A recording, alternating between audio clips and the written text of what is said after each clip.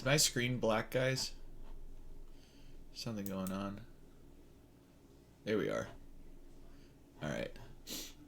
Good morning, everybody. This is Jack Gleason with Startuptrading.com. It is the first day of the month, July 1st, a few days away from America's birthday.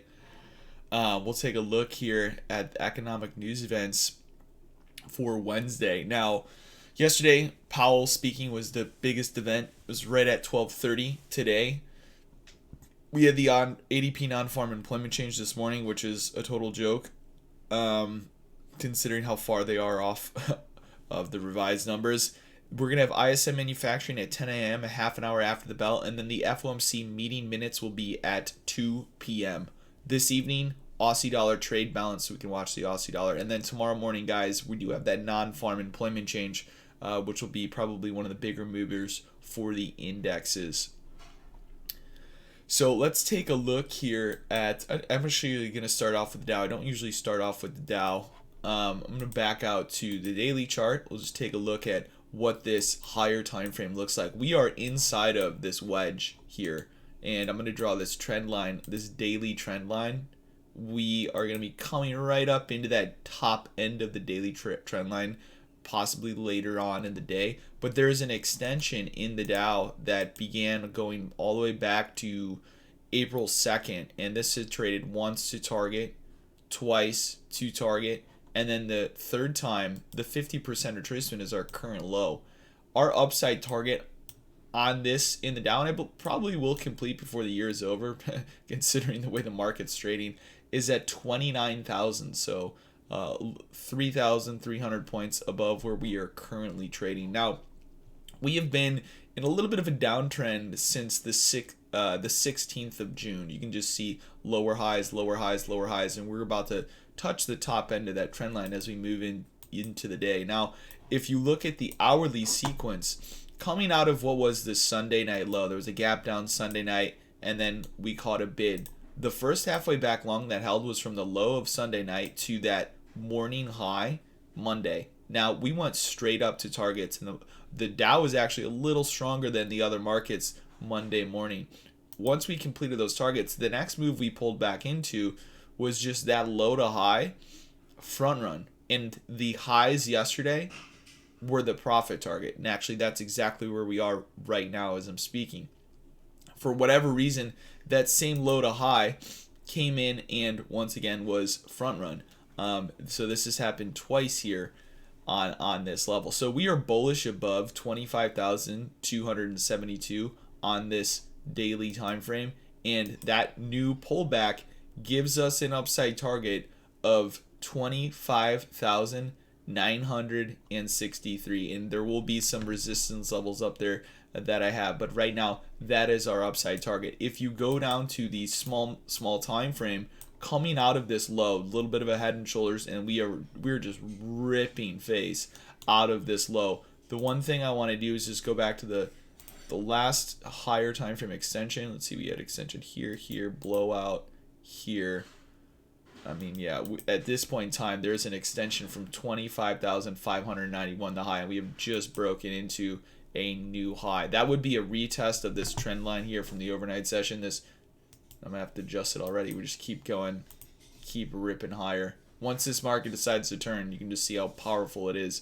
So we have the 25,698 extension. That would be the most aggressive sequence, and then the full halfway back long for the day would also be a level we'd want to pay attention to. But the targets are higher. The trend is bullish here in the Dow. There's nothing for shorts. Moving on to the NASDAQ, and in the trade room, so there was a conversation going on last night about why I picked the anchor I picked, and I want to talk about that here this morning. Now, there was a traditional sequence in the NASDAQ, and you could have used in the really the same, they're the same level. You have the 50% retracement. Okay, there was a traditional series. Let me go to a 5-minute chart. There was a traditional series. It was once to target, and then we had that low to high to target, and then we had that low to high trade to target. Now, what happened then is we had our next low to high, and this was in the morning, and So we had one traditional, two, three. This was four. This fifth one never traded. It pulled back into its 38% retracement. So because it only pulled back into its 38% retracement, I decided to draw the extension. Okay, and that's where I came up with that extension. And that extension, because there was a reaction of the 38% retracement, I took it to the same anchor new high. And that's how I came up with this. I shared this last night, this highlighted green level as our support level in the NASDAQ. We have traded right down into it. So I'm going to continue to use that extension moving forward. And that extension gives us an upside profit target of 10,226. And let's take a look. Where are we? Okay, we're just right on highs. We are breaking out of this is the previous all-time high before we broke out of it on the 23rd. But we have higher time frame targets in the NASDAQ, and I have two of them now. Two targets up at 10,530, and there's no reason right now to expect that we won't go there. 10,530 is that higher time frame NASDAQ profit target. Now, right now we are bullish above 10,027. Now we could come back and test this 50, and this would be a, kind of like an FU setup where you run down and then trade higher. So that's still a possibility. But right now, because we've broken above the short, the 50% retracement long from lows is going to be a 10,118, and that'll potentially be our first support level here that we have an opportunity to add into from this overnight support. If you didn't trade that overnight support at 730, that is the next opportunity, the halfway back from that low. Moving on to the S&P, and similar situation. We have an extension from 3040. Also, let me just show you guys this daily. What are our daily upside targets? They are 3,372. Where does that take us? Right back to the all-time high. Right back to it within 20 points, which is not much.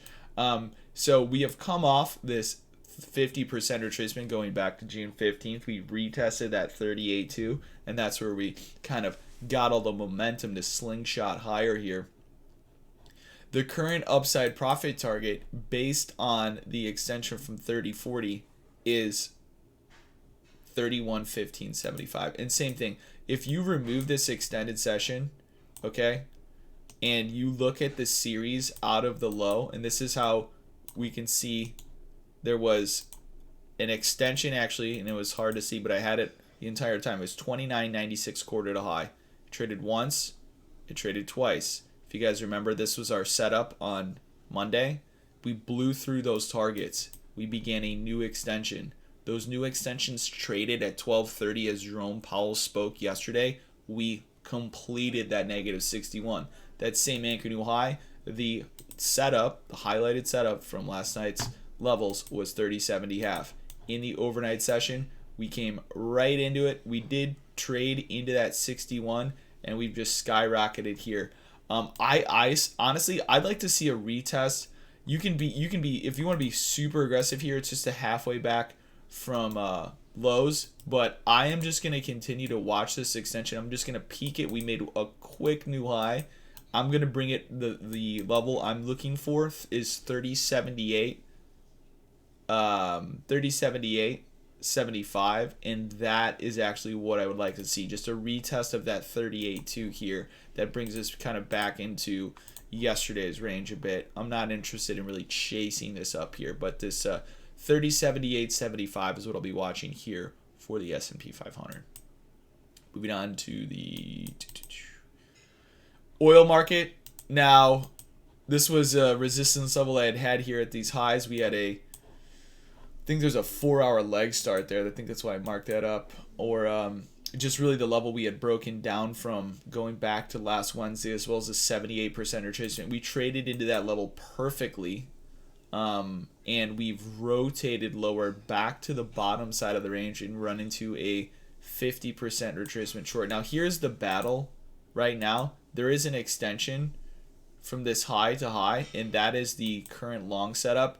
It is going to be a battle between 39.30 and 39.83. If we break down through 39.05 level, I would expect to move to 38.20. At this point in time, we're right at the short. If we break the short, we confirm upside targets, which are 41.17. So the higher time frame upside targets are 41.17. If we do make a move lower, I'm looking for support at 38.20, which brings us back to the consolidation of Monday and Friday. There would be like a retest of that level. And that's all I have right now for CL. So resistance at 40.50s. If we get through that 41.17s, we're right at the halfway back short, and downside support at 38.20. USDJPY, man, I mean, a lot of these currencies, they had some really, so we just ran and erased. And this is, you know, when moves, at least for me, get tough, because we have a trend, and then the trend, any continuation of the trend just gets totally wiped out the next day. And that's exactly what happened here in this USDJPY. Now, going into yesterday, if you guys remember, there was this halfway back from the previous week on Tuesday, 50% retracement to target, and then we were looking for what was the next measured move. So it was Friday's low to Monday's high. Now, what was interesting is we never got that pullback into that 50% retracement. Instead, we ran up into the target and then came into the pullback. So this is a trade where I think there's orders that get filled and then they come back and get filled. It's a very strange setup, and there really isn't much to do outside of just observe that that's what's happened. What I will look for is the full halfway back long from Tuesday's low, June 23rd, to the high of the overnight session. That gives us a 107.11 support level, and that goes back to the beginning of the rally on Monday, this 107.11 support zone. So we'll see if we can get down there. There is a 5-minute extension series that is from the 107.82, and that would make us bearish below 107.64. So the entry into the continuation of the short trend right now, I would have at 107.59. And if you go to a 5-minute chart, you can see this 107.82 extension, once to target, twice to target. This would be the third time, that 107.59, and it lines up with these lows here. So that's about 107.59, or if we get down to 107.11, are the only two levels of interest for me for the USDJPY here today. Aussie dollar. Now, the Aussie dollar ran into a short setup yesterday, and we bounced and bounced and bounced, and then we rechecked. We broke out of this consolidation pattern.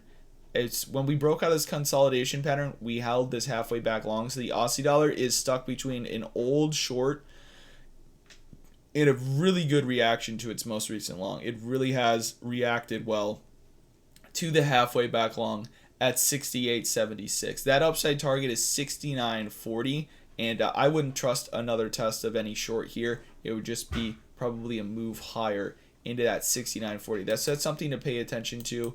Go to the 5-minute chart. Yeah, there's really, I don't want to be aggressive with an entry here because we're not really I mean, you can try to follow the 5-minute sequence, but I would just wait for a 69.40 completion and then draw the next measured move. The euro, pretty choppy here. It's still just at the bottom of this range over and over and over again. We're just building this wedge. I don't really see a whole lot to do in this euro right at these levels. So I'm passing on it. The pound has begun, I should say, an extension sequence from the high of 123.26 to high. Now this traded into the close yesterday, completed in the overnight session, and then there was a same anchor new high which traded at the 123.73. Its upside target is 124.42. So let's take a look at what that upside target would be. 124.42. Yeah, there's going to be a leg start up there as well. Definitely some resistance in that zone.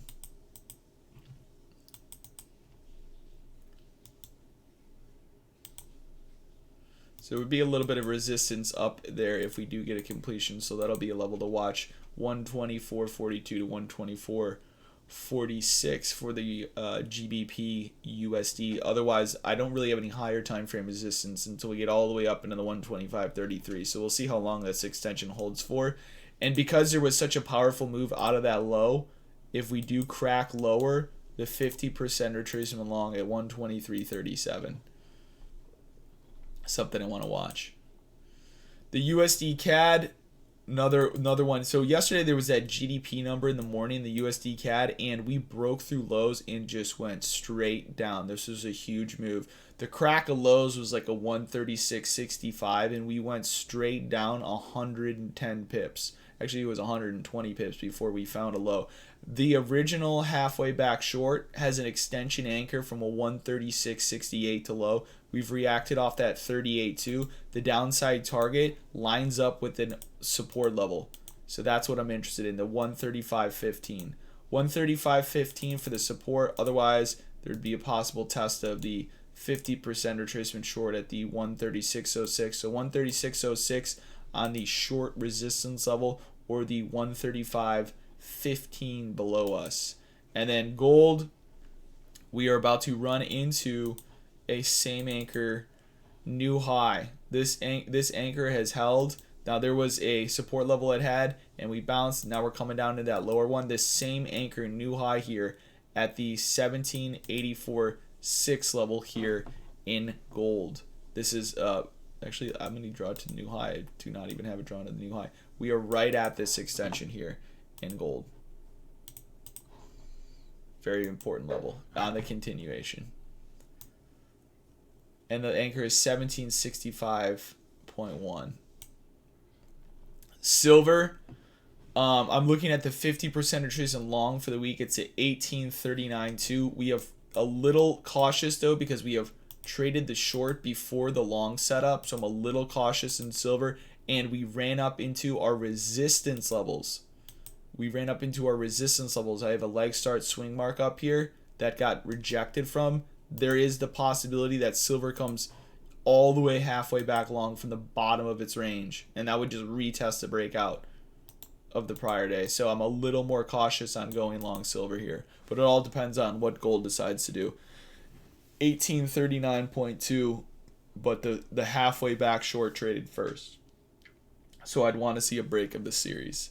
I don't think you need to chase silver at this point in time because it is basically double topped at the previous high.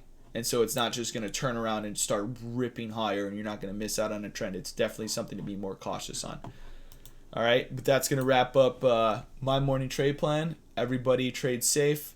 I'll share the levels with you guys in the room and go live, and we'll take it from there. Take care.